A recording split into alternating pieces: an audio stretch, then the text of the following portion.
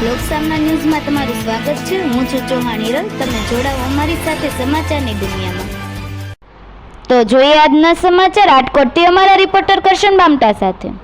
રાજગ્રુપ દ્વારા વિશ્વ પર્યાવરણ દિવસની ઉજવણી કરવામાં આવી।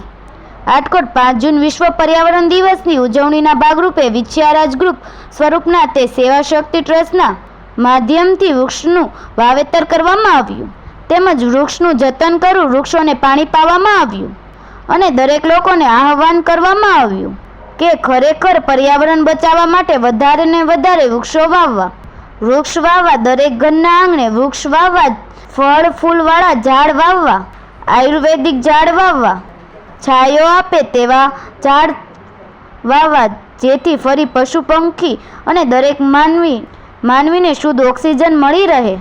સાથોસાથ રાજગ્રુપના કાર્યકરોએ પણ જણાવ્યું કે વધારેમાં વધારે પર્યાવરણનું જતન કરવા માટે પ્લાસ્ટિકનો ખૂબ જ ઓછો ઉપયોગ કરવો અને વૃક્ષનું જતન કરવું અને આગામી દિવસોની અંદર ચોમાસા દરમિયાન અનેક ગામની અંદર વૃક્ષો સંસ્થા મારફતે વવડાવી તેના જતન કરવામાં આવશે તેવું પણ નક્કી કરવામાં આવ્યું।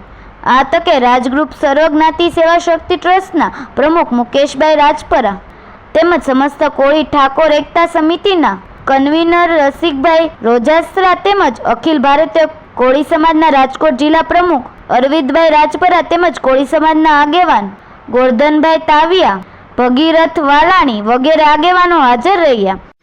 5 જૂન એટલે આજે વિશ્વ પર્યાવરણ દિવસ। સમગ્ર વિશ્વની અંદર પર્યાવરણ દિવસની તમામ લોકોને પ્રથમ તો હાર્દિક શુભેચ્છાઓ, શુભકામનાઓ। સાથોસાથ તમામ નાગરિકોને અમે આહ્વાન કરીએ છીએ કે આ પ્રદૂષણની સામે લડત આપવા માટે દરેક ઘરના આંગણે જેટલા બને એટલા વધુ વૃક્ષ વાવવા, જેથી કરી તડકા, છાયા અને વરસાદના પ્રમાણની અંદર જે વધઘટ થાય છે, જે ઋતુઓમાં ફેરફાર થાય છે, જે સતત દિન પ્રતિદિન દર વર્ષે ગરમીનું પ્રમાણ વધતું જાય છે, આને કાબૂમાં લેવા માટે દરેક માનવીએ પોતાના ઘર આંગણે, વાડી, ખેતર કે ગામની અંદર ફરજિયાત વૃક્ષો વાવી એનું જતન કરવું, જેથી કરી અને અમે આજે તમામ લોકોને એક સંદેશો આપી છીએ।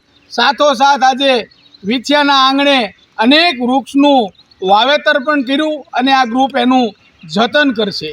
સાથોસાથ તમામ લોકો આજે વિશ્વ પર્યાવરણ દિવસ નિમિત્તે અલગ અલગ જે લોકોને જે છાંયો આપે, ફળ આપે એવા અનેક પ્રકારના વૃક્ષો વાવી અને વૃક્ષનું જતન કરે એવું અમે તમામ લોકોને આહ્વાન કરીએ છીએ।